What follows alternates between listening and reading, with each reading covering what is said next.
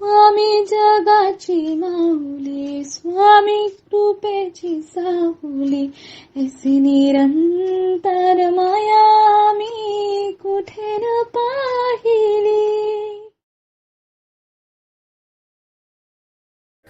श्री स्वामी समर्थ. सर्व मित्रमैत्रिणींचे आपल्या श्री दत्तानुभूती परिवारामध्ये सहर्ष स्वागत आहे. स्वामींची कृपा तुमच्यावरती निरंतर राहू दे. आज आपण स्वामी भक्त श्री गोपाळ बुवा केळकर लिखित बखरीतील बखर क्रमांक 49 ऐकणार आहोत. पण त्यापूर्वी तुम्हाला एक विनंती करते की आपल्या श्री दत्तानुभूती या चॅनलला सबस्क्राईब जरूर करा. शेअर, लाईक, कमेंट्स करायला विसरू नका.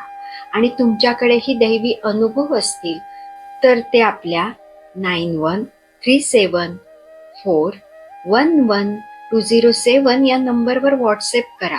आपण ते हजारो भक्तांपर्यंत पोहोचूया, भक्तीचा प्रसार करूया आणि आनंद पसरूया. श्री स्वामी समर्थ. बखर क्रमांक 49. गांडदेवीचे महात्म्य बुडवले. महाराजांच्या दरबारात विटाळ मुळीच नसे. दगडाला शेंदूर लावलेला दृष्टीस पडला म्हणजे स्वामी महाराज त्यावर लघवी करीत, कधी कधी संचही करीत. ह्या कृतीने महाराज दगडाच्या सामान्य देवतांची अश्रेष्ठता भक्तांच्या मनात भरवी. अक्कलकोटला खास बागेत गाणदेवी म्हणून दगडाला शेंदूर लावलेली देवी होती.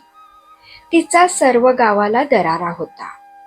2 प्रहरी अगर सायंकाळी मुले किंवा बायका खास बागेत गेल्यावर त्या देवीचा झपाटा झाल्याशिवाय राहत नसे. मग कोंबडे, नारळ, नैवेद्य दिल्या वाचून देवी संतुष्ट होत नसे आणि झपाटा झालेल्या मनुष्याला गुणही येत नसे. रामायणातील अहिमईच्या नगरीतील देवीची जशी मारुतीने फजिती केली त्याहून जास्त महाराजांनी त्या गाणदेवीची फजिती उडवली. हल्ली गाणदेवीस कोणी भजत नाही. महाराज खास बागेत असले म्हणजे त्यांचा संचकूप ह्याच देवीचा दगड असेल. येथे बखर क्रमांक 49 समाप्त होते. श्री स्वामी समर्थ.